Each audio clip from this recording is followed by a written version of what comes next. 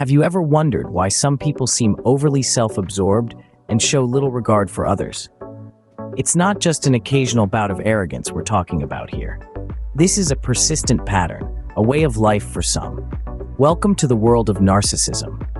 Narcissism, derived from Greek mythology, is a term in psychology that refers to an inflated sense of self-importance, a deep need for excessive attention and admiration, and a lack of empathy for others. At the heart of narcissism lies grandiosity. Narcissists believe they're superior and can only be understood by equally special people. They may seem charming initially, but their true colors come shining through soon enough. They're known for manipulative behavior, using others to further their own needs without considering the impact on those around them. So with this understanding, let's delve deeper into the world of narcissists. As we move forward, we'll explore their mind games, power tactics, and how to effectively interact with them. Imagine a charismatic leader, oozing charm and confidence, yet behind the scenes, he's a different person. Enter the corporate narcissist, a master of manipulation, a puppeteer pulling the strings. On the surface, they're the epitome of success, the embodiment of the ideal leader. They command the room with their charisma, their words are persuasive, and they exude an air of invincibility. Yet beneath this glossy exterior lie some troubling traits. A corporate narcissist isn't just confident, they're arrogantly self-assured, convinced of their own superiority. They seek power, not to lead or inspire, but to control. They're obsessed with their image, their status, their reputation. They crave admiration and validation, yet they lack empathy for others. Their world revolves around them and their needs. Their tactics are subtle, yet insidious. They deploy manipulation like a skilled chess player, turning colleagues against each other, creating a culture of competition rather than collaboration. They gaslight, making you question your own reality, your own judgment. Did I really hear that? Am I overreacting? Am I the problem? They bully, belittle, and berate to maintain control, to keep you in your place. But it's not just about control, it's about self-preservation. A corporate narcissist fears exposure. They fear the unveiling of their true self, the self-doubt, the insecurities, the vulnerabilities. So they create a facade, a persona, a mask to hide behind. They build walls, not bridges. Yet despite their tactics, their power games, their mind games, they're not invincible. They're human, flawed, and vulnerable, just like the rest of us. They can be challenged, they can be held accountable, they can change. But it requires courage, it requires understanding, it requires compassion. This is just one example of how narcissism can manifest in the real world. Picture this, a romantic partner who seems perfect at first, only to slowly reveal a darker side. Let's explore a case study of a narcissistic partner. We'll call this individual Alex. Alex is charming, charismatic, and seemingly attentive, but as the relationship progresses, their partner, whom we'll call Taylor, starts to see a different side. One of the first tactics Alex uses is love bombing. This is an intense period of idealization where Alex showers Taylor with affection, gifts, and compliments. Taylor feels special, loved, and cherished. But this is not about Taylor. For Alex, it's about securing control and ensuring Taylor's emotional investment in the relationship. Then comes the devaluation phase. Suddenly, all those things that Alex once admired about Taylor are now sources of criticism. The compliments are replaced by insults, the gifts by silence. Alex subtly undermines Taylor's self-esteem, making them question their worth and sanity. This is known as gaslighting, a manipulative tactic used to create self-doubt in the victim. Finally, there's the discard phase. After draining Taylor emotionally, Alex abruptly ends the relationship. For Taylor, this is devastating. They are left feeling confused, worthless, and alone, while Alex moves on, seemingly unaffected. But it's important to remember that this is not a reflection of Taylor's worth. Rather, it's a reflection of Alex's inability to sustain genuine human connection. Narcissists like Alex lack empathy, and their relationships are transactional, built on a need for validation and control, not mutual respect and love. Understanding these tactics is crucial for those who find themselves in relationships with narcissists. It can help them make sense of their experiences, protect their mental health, and eventually seek help to heal. So what's the impact of all this on Taylor? The emotional toll is immense. They may struggle with feelings of inadequacy, guilt and shame. They may experience anxiety, depression, and even post-traumatic stress disorder. But with support and therapy, they can recover and rebuild their life. This example highlights the devastating effects of narcissistic behavior in personal relationships. But what's really going on in the mind of a narcissist? That's the million-dollar question that piques our curiosity and fuels psychological research. To better understand, we delve into the depths of narcissism, exploring theories about its roots and the inner workings of a narcissist's mind. Many psychologists believe that narcissism may stem from childhood experiences. For instance, a child who grows up in an environment where their achievements are excessively praised could develop a bloated sense of self-importance. On the other hand, a child who is consistently neglected or criticized may overcompensate by developing an inflated ego. But the narrative doesn't stop there. The narcissist's psyche is not just a product of their past, it's also a reflection of their present. Narcissists often harbor deep feelings of insecurity and inadequacy, which they mask with their grandiose exterior.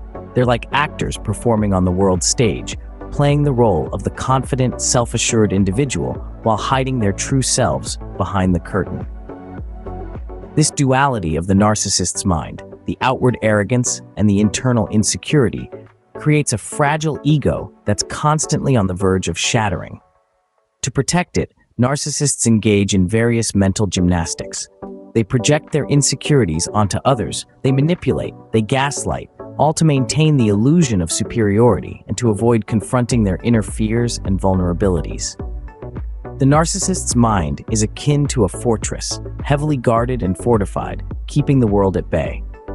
It's a place where reality is distorted and self-deception reigns supreme. They construct an alternate reality where they are always the hero, the victim, or the genius, never the villain or the fool. Understanding this complex and paradoxical world of the narcissist is not an easy task. It requires patience, empathy, and more importantly, knowledge. It's a tough journey, but it's worth embarking on. Because when we comprehend the psychology behind narcissism, we can better navigate our interactions with narcissists and respond effectively to their behavior. Understanding the psychology behind narcissism can help us respond effectively to their behavior. So, how do you deal with a narcissist? It's a question that echoes in the minds of those who have ever been in close proximity with a narcissist. While it's not an easy task, there are effective strategies that can significantly improve your interactions. First and foremost, setting boundaries is crucial. Narcissists have a knack for overstepping personal lines, so it's important to establish and maintain clear boundaries. Assert your needs and make it clear what you will and will not tolerate. Remember, your feelings and needs are valid, and it's okay to express them. In tandem with setting boundaries, it's vital to practice self-care. Interacting with a narcissist can be mentally and emotionally draining. Ensure you're taking time to nurture your own well-being. This could mean engaging in activities you enjoy, practicing mindfulness, or simply allowing yourself time to rest and recharge. One of the most powerful tools in your arsenal against narcissism is seeking support. This could come in the form of therapy, where a professional can provide you with strategies tailored to your situation. Alternatively, confiding in trusted friends or family members can provide a much-needed sounding board and emotional support. Remember, it's okay to ask for help. In some situations, you might find it necessary to limit your interactions with the narcissist or even cut ties completely. This is often a tough decision to make, but in cases where your mental health is at stake, it may be the best course of action. It's important to assess your situation objectively and make the decision that is right for you. While these strategies can be helpful, it's also crucial to remember that you cannot change a narcissist. Their behaviors and thought patterns are deeply ingrained, and it's not your responsibility to fix them. You can only control your own actions and responses. There's a saying that goes, "You can't pour from an empty cup." In dealing with narcissists, this rings particularly true. You need to first take care of your own mental and emotional health before you can effectively deal with a narcissist. This is why self-care and setting boundaries are so important. In the face of narcissism, it's easy to lose sight of your own worth. But remember, You are not defined by how a narcissist treats you. You have value and deserve to be treated with respect and kindness. Finally, keep in mind that dealing with a narcissist is a journey, not a destination. It's a process of learning, growing, and adapting. It may be challenging, but with the right strategies and support, you can navigate this journey with resilience and strength. Remember, protecting your own mental health is always the priority. So take a deep breath, stand tall, and navigate your path with courage and wisdom. You've got this. Now, meet Jane, a survivor of narcissistic abuse. Jane's journey is not unique. Countless individuals around the globe have walked a similar path. But it's her victory over this life-altering experience that we're here to learn from. Jane's encounter with a narcissist began subtly, almost imperceptibly.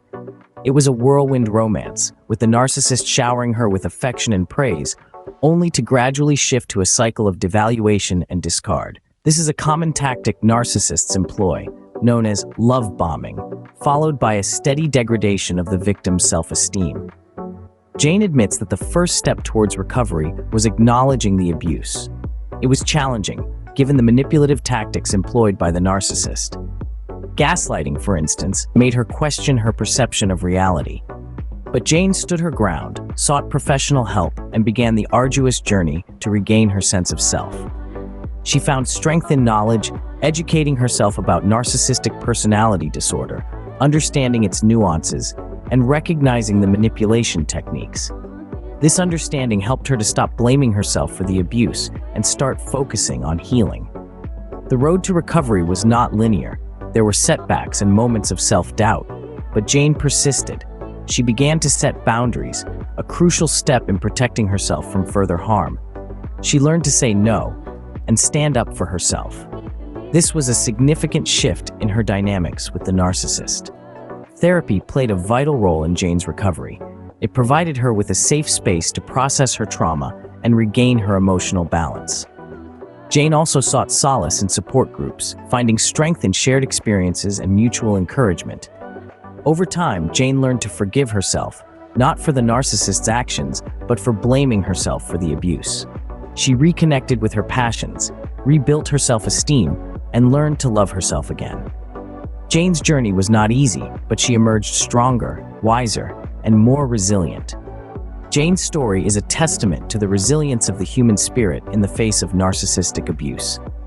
She stands as a beacon of hope for those grappling with similar situations, a reminder that overcoming narcissistic abuse is indeed possible. Narcissism is a complex and often misunderstood psychological phenomenon.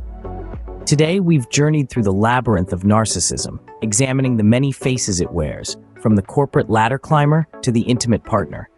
We've seen how their behaviors often follow certain patterns: a relentless pursuit of power, a disregard for others' feelings, and a grandiose sense of self. We've also explored the psychology that underpins narcissism, understanding that it's not just about arrogance or self-absorption, but it's often rooted in deep-seated insecurities and a desperate need for validation. More importantly, we've armed ourselves with strategies for dealing with narcissists. From setting firm boundaries to recognizing their manipulative tactics, we've learned that it's possible to protect ourselves from their influence and promote healthier interactions. Remember, knowledge is power. The more we understand about narcissism, the better equipped we are to protect ourselves and promote healthier relationships.